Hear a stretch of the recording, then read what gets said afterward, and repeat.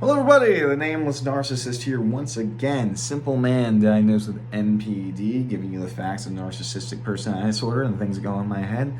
If you like this video, please like, comment, and subscribe. But keep in mind, I am no clinician, so I can only speak to my own experiences and the research that I quote. Anyways, so I wanted to talk about today. So, Sassy made a, go check her out, by the way. I'll link her channel if I remember to. Sassy, if I don't, remind me. She made a video about how she relates to authority figures. And it was a great video and insightful in terms of BPD. I'm not going to talk about it here because I want you to watch her video instead. I actually made a post about it, I think. But it made me think about my relationship with authority figures. And in my case, I think it is significantly different in certain ways. Authority figures are a very complicated concept to me because hierarchical thinking, right?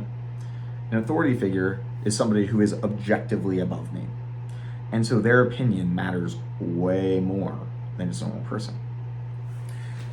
When I'm in a job, if you meet me in real life, if you're a friend of mine, you're not even going to make a question of if I'm confident or not. You're going to see my arrogance, maybe not arrogance, my confidence at least. I try to hide my arrogance nowadays. You're going to see my confidence, my ability to talk to people and be very comfortable doing that. But I completely change when I'm in a work environment or any situation where there is somebody objectively above me. I might shake, not literally, but I want to. My heart rate fucking goes up. I'm nervous as hell because I desperately need them to approve of me. They have objective power over me. I am reduced to something I really hate. In the Army, and that also leads to me to desperately seek the approval of my superiors. And when I say desperately, I mean that literally. I can't even express to you how distressing it is sometimes. I am I always talk about how if I'm looking at you, I'm constantly analyzing your movements and your facial expressions, the way you're talking, your tone, for signs if you like me or not, right? With a superior, that's going into fucking 100% overdrive. I am sitting there and that's all I can think about. I'm sitting there in paralysis, thinking about it, looking at them being what is the right thing to say? And ironically, because of this, I usually don't say the right thing. You know what I mean? And oh my god, that's funny. And it's stupid. It's really stupid, isn't it? This actually killed me in the Army. Really killed me. Okay, but before I get on to that topic, and why that is because, again, hierarchical thinking. If I look at you, not any of you in particular, but you know what I'm saying. If I'm in front of somebody and I'm talking to them about what the fuck ever, I'm looking at them and if they do not like me, I can devalue them so fast and be like, well, I'm better than you anyway. I can't say that about a superior. On the hierarchy, they're objectively above me. What the fuck am I supposed to do then? I can't devalue them. I have to acknowledge I'm a piece of shit if they don't like me. Again, in the Army, that fucked me up. I would not be recognizable in the Army. I would keep my head down. I was always ashamed. I was quiet because there was such a clear hierarchy and there were so many people who were objectively above me. Fucked me up. Even with things like cops, I get pulled over and I get all nervous. It's better nowadays because since I was in the military and worked at a prison, I can usually get my way out of tickets. It was really weird. When I was working at the prison, I remember once I got pulled over for speeding because I was only speeding, and this statey comes up. He looks in my car, sees my uniform, is like, never mind, just leaves. It was so fucking funny. But yeah, there's a severe intimidation. Of course, if I am successful at getting them to like me, if I know that they like me, that can turn completely different. I can turn into a monster with that, right? I'm appealing to everybody using that influence, trying to manipulate him into affecting people. And I guess in fairness, this isn't even unique to work situations. Like, this happens in like social groups when I like, you know, like ranking everybody. I see somebody who's like, I'm like, oh, that's the leader, quote unquote. That's the person who most people like. That's the guy who is in charge of things. And I'll be very nervous because I need his approval desperately. Because it proves I'm worthless if the leader doesn't like me. Yeah, I know that sounds stupid. I really know it sounds stupid. I'm trying to think of better ways to phrase it. Like when I'm working somewhere and it's like some menial job, it's so humiliating because there is a superior and there's 1,000 people around me. I'm one of the billions of faceless people in this establishment. I'm not my own person then. I'm nothing. It's not even that I'm worthless. It's just that I'm nothing. I don't even exist. I'm so replaceable. So pathetic. So I guess maybe I am worthless too. It's always been like that too. Fuck. I would apologize constantly when I worked in the nursing home. Like again, it was impossible for me to actually talk half the time. I'd just be quiet, only speak when spoken to. Any negative comment would fucking sit with me. Like, there'd be negative comments that would make me want to quit. And sometimes it took some real stuff. Once I was like about to walk out, and like I was only there for like a month. And the only reason I stayed was because one of my coworkers came up to me. He was a really cool dude. He was like 50, working at a nursing home in dietary, which was weird. And he walks up to me, and he's like, "Don't worry, she's a bitch to everybody, blah, blah." And I was like, all right, you got me this day. He was really cool.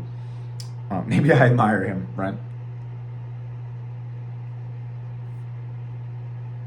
Yeah. I really hate it.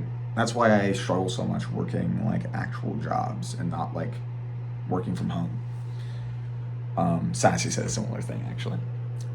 Or doing freelance work, stuff like that. Because these issues are constant. And I can't handle jobs where I'm constantly worrying about the person above me.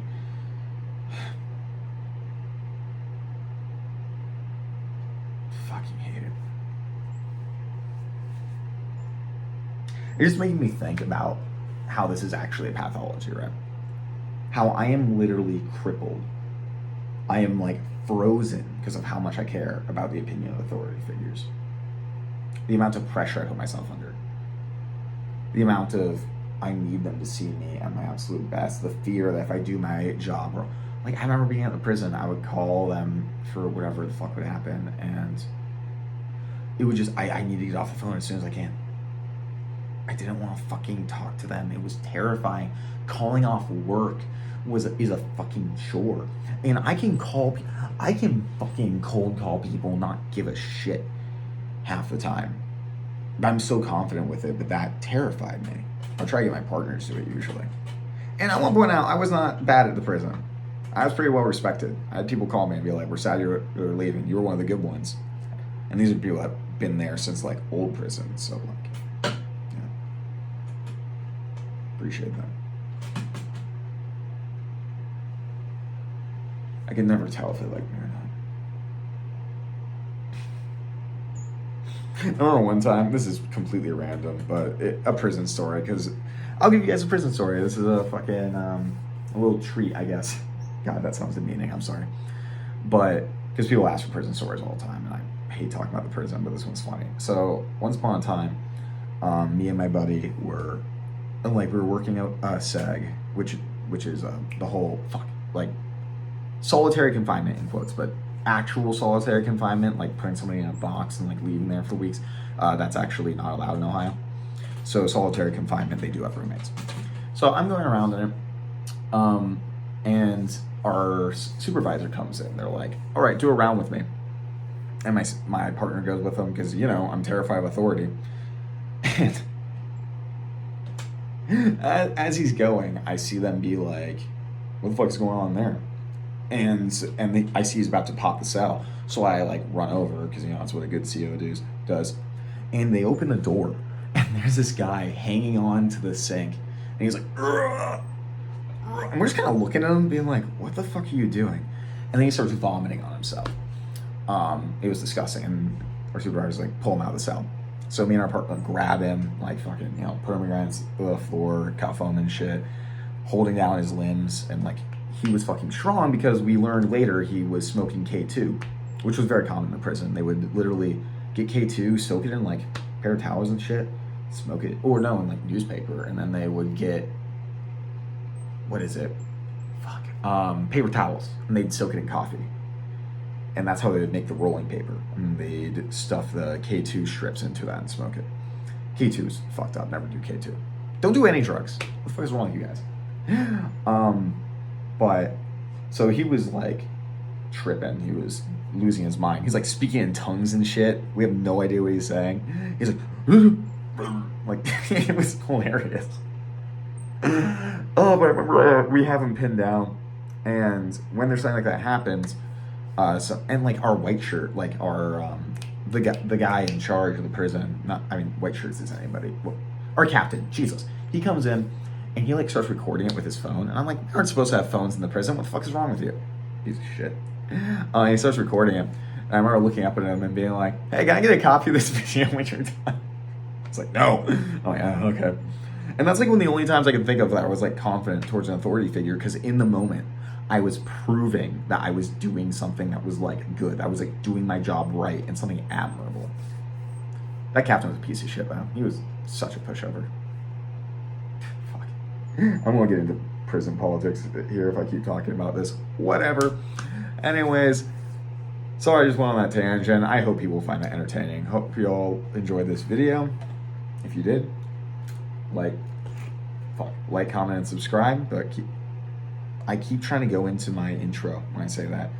Anyways, take your fucking meds.